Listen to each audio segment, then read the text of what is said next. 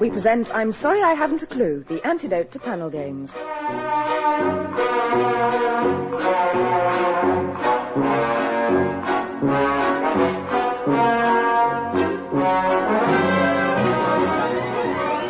At the piano is Colin and your chairman is Humphrey Lyttelton.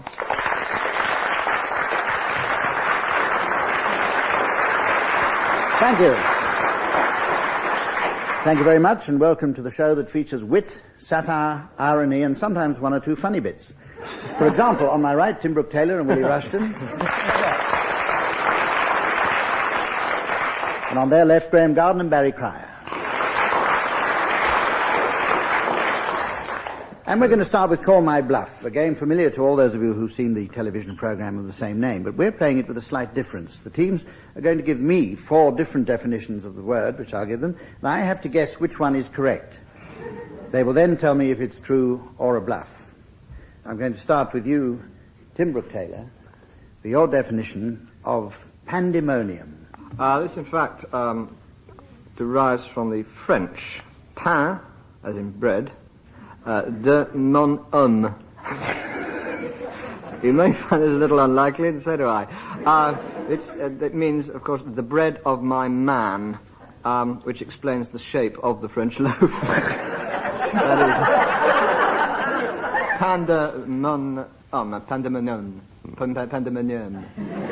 Short pause where I stare at him firmly in the eye.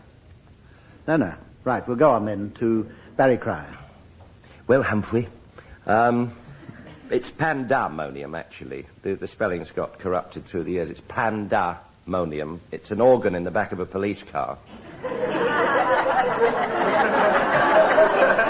Which originated in the early police carriages under the aegis of Sir Robert Peel, who not only invented the orange, but it started the police force. And Sir Robert Peel, the early policemen, were called after him. They were called coppers. And they used to play the organ as they approached the scene of the crime. It originally only had 2 keys, and they go, da, da, da, da, da, da, da, which explains the middle of Somewhere Over the Rainbow, as you know, Hum. Da, da, da, da, da, da. That's neither here nor there. Pandemonium, an organ in the back of a police car. Right. Willie Rushton, what about your definition? That is close-ish. A pandemonium is a zoological implement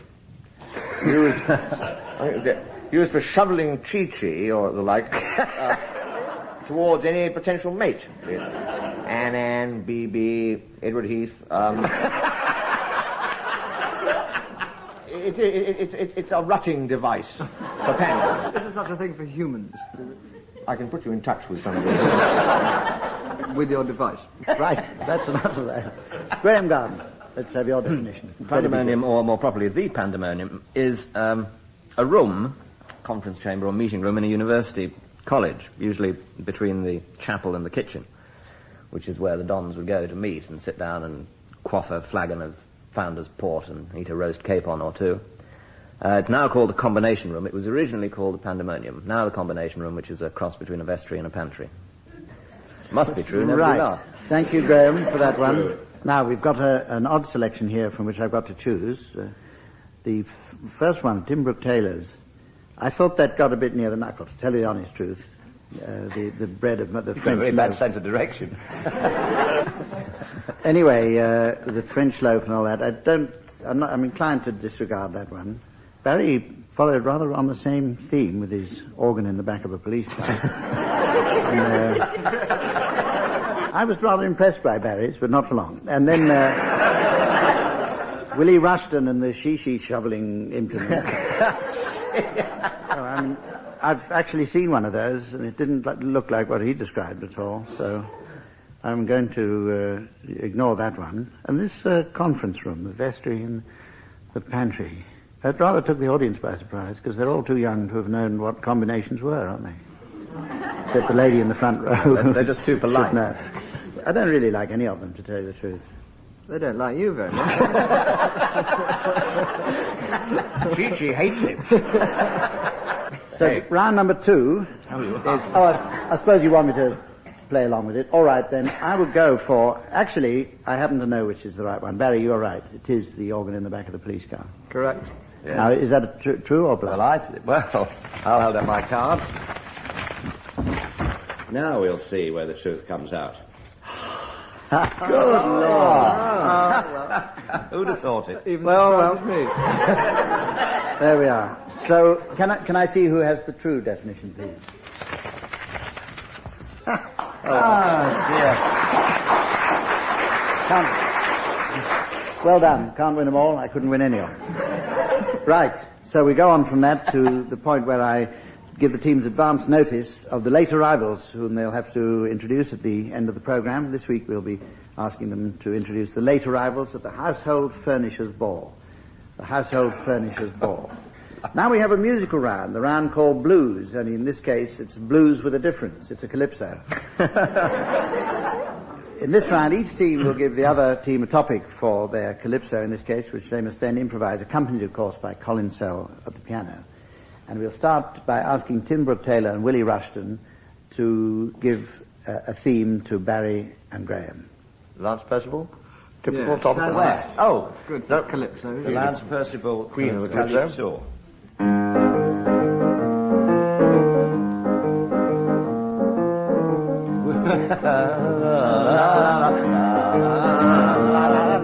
There is a young fellow called Lance Percival. Well, I must admit, sir, he's quite a pal. But I must admit, when he sings calypsos, Well, I must admit, sir, he gets right on my nerves.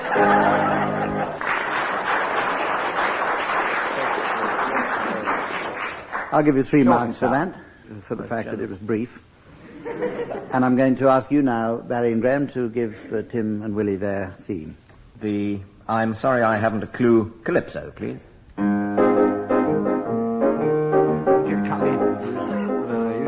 I'm sorry, sir, but I haven't a clue. I've no idea what to do. We've sung 2 lines. There's only one more. So we sing the last line and do an encore. Brilliant! More! I'm sorry, sir, but I haven't a clue. What do you say? I've no idea what to do. Have we sung 2 lines? The answer is yes. Always leave the audience wanting less.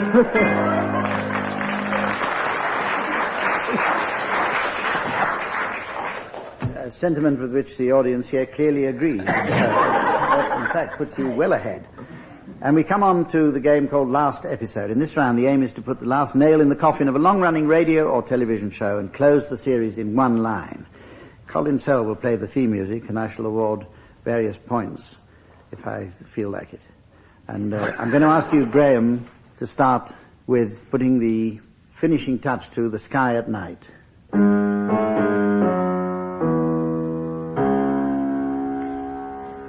Hello, well, as you can see, I have my telescope trained to the east, and I should be able to see, just rising, Brenda Robinson of number 83. There's by Joe, there she is. Oh, what a bore, look at that.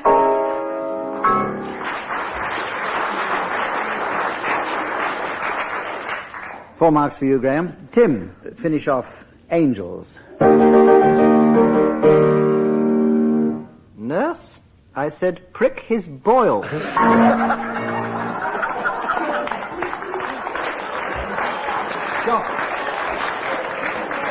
stands aghast. I'm just toying with the idea of disqualifying you for the rest of the series.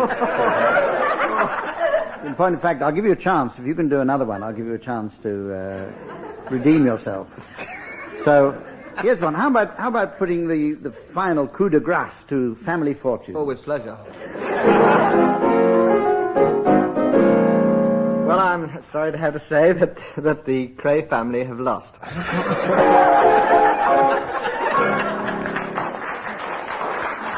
There is, in fact, an alternative ending to Family Fortunes, which is, it's musical, and it's, well, Liz, Phil, Charles, Anne and Di, you've really cocked it up this time.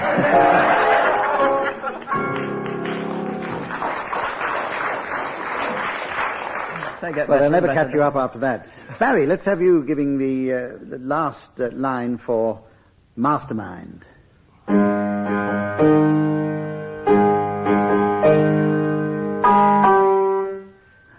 we have our next contender, please?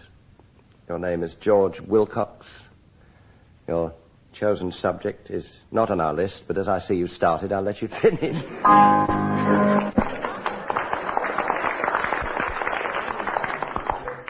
Right. Willie Rushton, I want you to give the finishing line once and for all to Wimbledon 82. Well, Dan, I've never seen McEnroe in as ugly a mood as this. Are those hand grenades down his shorts?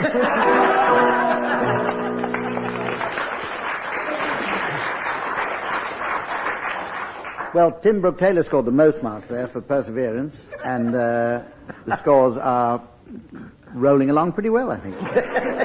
We're going to play the game called Suitcases. I'm sure you'll all be delighted to know that the teams are going on holiday. For reasons that are too complicated to go into, they have to pack their suitcases entirely with objects beginning with a letter that I shall give them. The other team can challenge if they think that any of the objects will have difficulty fitting into a suitcase, and then the packing team will have to provide suitable, far-fetched explanations as to how they intend to cram them in.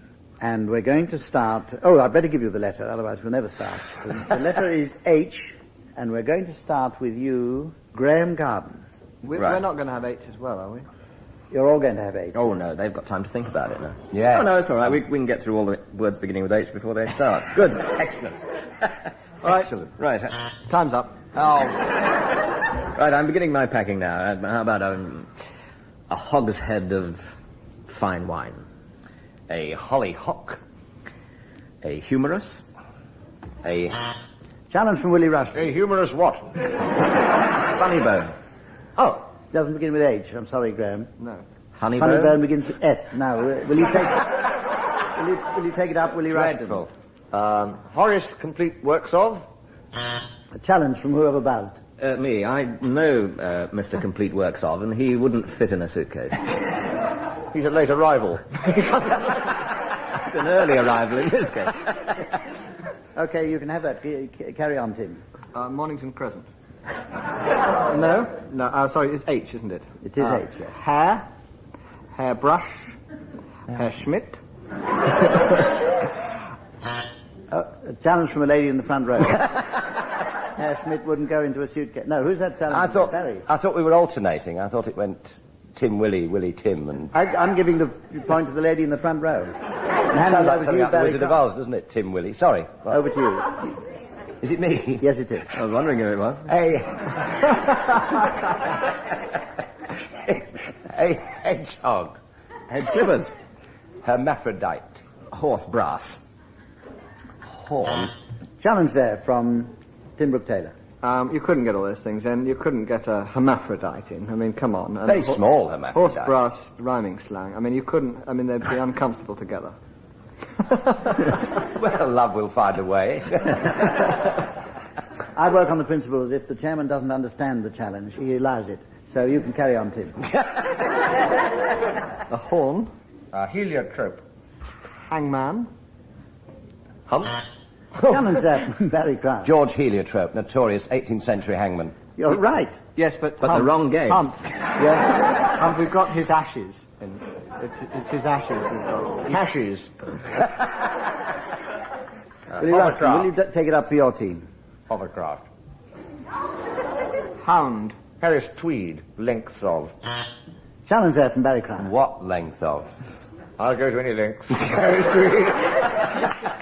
Just the right length to fit Just a enough. suitcase. A Yeah. sufficiency to leave room for whatever Tim's going to say next. All right. I'll accept that. Carry on. Hutch. Challenge from Graeme Garden. With or without his piano. Without. Carry on. A big man, though. A big Humph without built man. trumpet. Is worth 2 kneels and a cassock. That's another round. We're playing all the different rounds. Hoover. Thought I might get a free one. Very good, yes. Another Hoover. Yes, Challenge there from Barry Crouch. A crate of hoovers. To this address, please. Sorry, it wasn't an interruption, just an observation, really. Bit of touting. Honey. Halibut oil capsules. There's a challenge from Graeme Garden. A hovercraft. A dinky. Little dinky hovercraft. That begins with D. I'll allow that challenge, yes. Right. And therefore, Graeme Garden, you actually win that round. Can we have applause for all those teams?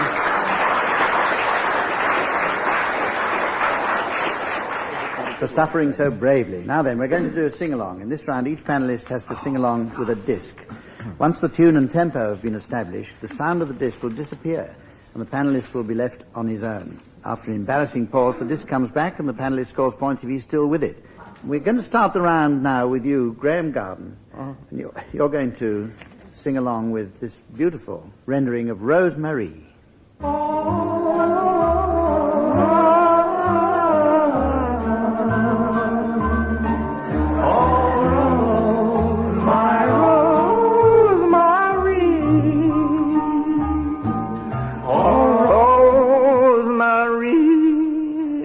Love you.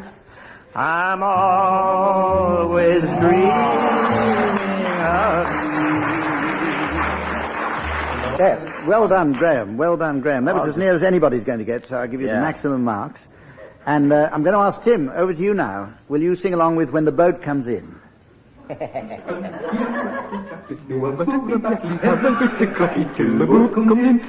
to the daddy, sing to the mammy, dance to the daddy, then the mammy sing. You shall have a little fishy on little fishy. You shall have a little fishy when the boat comes in.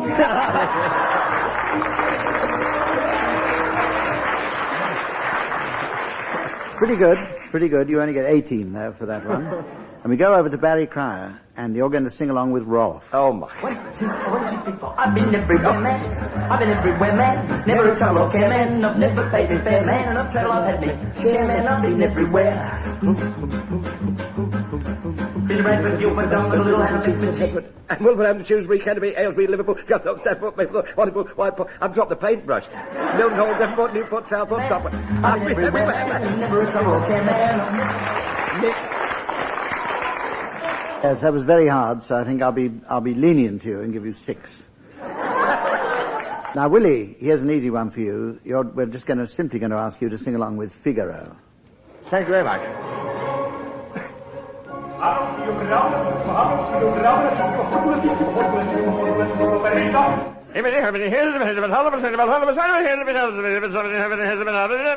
It's a grand life, free for the pleasure.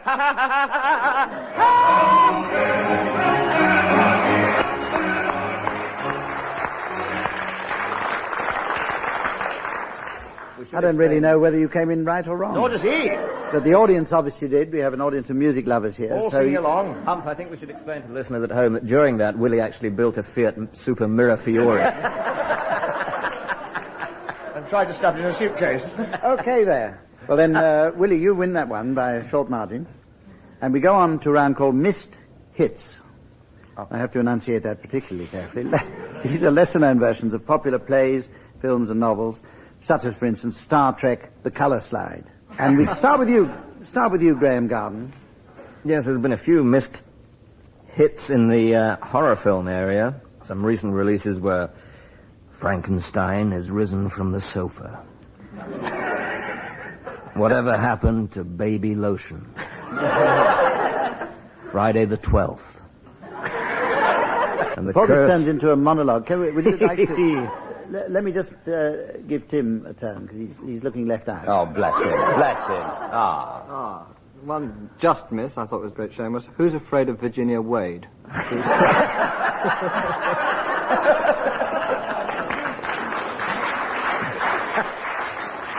Rather sad one, too, is Tricycles of Fire, which I thought was... Willie. Battlestar Lollipop. The Vole Hunter.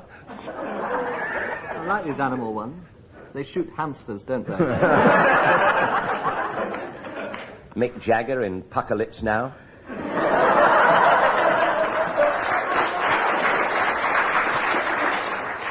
The Curse of the Were-Puppy. James Bond in Doctor Possibly. And towering air conditioning fault. The Man Who Shot Nobody. And King of Things. Snow White and the Seven Jockeys. That's quite exciting. I'd gone to see that. Any advance on that? Deep Stoat. I like the animal ones. Bridge over stagnant water. Apart. Well, now we come to a game called Jest Expander, and the aim is to improve on the title. No, in fact, it's a variation on that old favourite tag wrestling. This time somebody has to start telling a joke and can then be interrupted by the others if they're approaching a punchline, or if he is approaching a punchline, I should say. The interrupter then takes over and has to head towards a joke of their own. Any volunteers to start? Otherwise I shall Yes, do Willie. Yes, I volunteer Willie. Willie Rushton, will you start? Oh, that's too soon. As the Titanic set out on its final trip, aboard was a conjurer who, in his act, always had a parrot on his shoulder. Challenge there from Tim. And this parrot used to tell jokes about mainly chemist shops. He used to say, One day, a fellow went into a chemist shop. Interruption from Graeme Garden. Oh, a packet of aspirins. And went round the corner to the pub. Interruption from... I'm going to keep this parrot voice up all on. Interruption from Tim Brooke-Taylor. And in the pub, he ordered a pint of lemonade shandy. And at that moment, he turned into a man. It was lovely. Interruption from Willie Rushton. The conjurer, in fact, he turned into, upon whose shoulder he sat. Whenever the conjurer was doing his act, like sawing a woman in half... Interruption from Barry Cryer. Wherever he went, he had this little fellow with him, about 2 feet tall. And this parrot was very gaily coloured. And he went up to the bar and he said, I'll have a pint for the parrot and a gin and tonic for the little fella, and I'll have a gin. So... Interruption from Willie Rushton. At this, a shadowbang load of nuns poured into the bar. Interruption from Graeme Garden. And the Mother Superior said, here, girls, have you heard the one about the bloke who went to the pub? And they said, yes. Wasn't it the one that was approached by a girl who came up and said, sleep with you? Interruption. Interruption from Willie Rushton. I'd rather be sawn in half.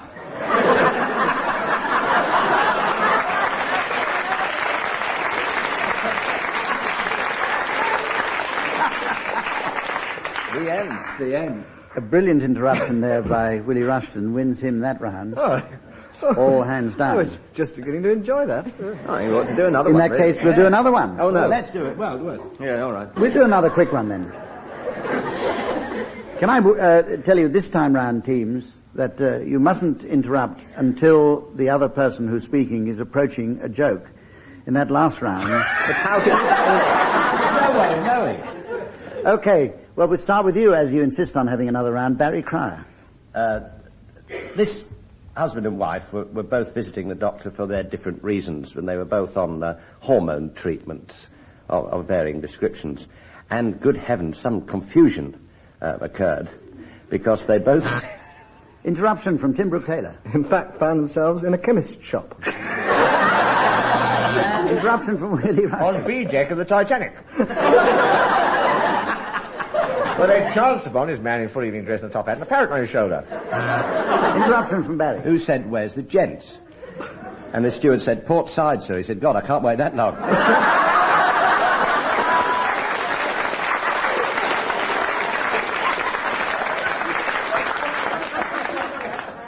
Okay, well done, Barry. It was the P&O line. Now, well, that's jolly good. And we're going to go on to the last game now, which is, of course, where I sit back and I ask you all to introduce your late arrivals for the Household Furnishers Ball. Actually, I'd like to welcome an old friend, actually, Mr. and Mrs. Wall Carpeting and their son Walter Wall Carpeting. Ooh, that's the best. You won't get any better than that. And here come Mr. and Mrs. Drawers and their son Chester Drawers. He's a tall boy. Dr. Living Room, I presume. There's Peter Glaze and his wife. Double glazing. And there's Wallpaper. And his brother Lou. Moving into the kitchen. I've just popped into the kitchen, chaps. And I've just met a rather sad Denise Coffey, but I expect she'll be perky later. And Willie, welcome. Why not? EC chair and WC pedestal. All the way from Wales, Mr. and Mrs. Ningram Sweet, and their son Di Ningram Sweet, and his valet, the Welsh dresser. Another literary night will you welcome the late, great Charles Dickinson Jones, author of Tale of Two Settees, Fire Great Expectations, Candlewick Papers, Bleak House and Garden. Oh, and applause. And Ray Theatre. Also from Wales, Divan. I thought you might. Divan. Yeah, Then that's also good. over there, Mr. and Mrs. Curtins, and their son, Net Curtins. Pull yourself together. At this Who's point, that? in Sorry. at this point, in response to imploring looks from the teams, And the audience.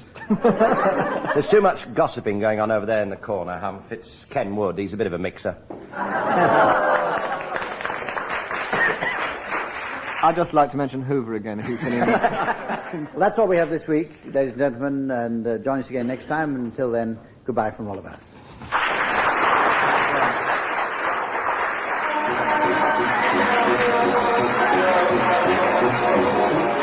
Barry Cryer, Graeme Garden, Tim Brooke-Taylor and Willie Rushton were being given Silly Things to Do by Humphrey Lyttelton, with Colin setting summer into music.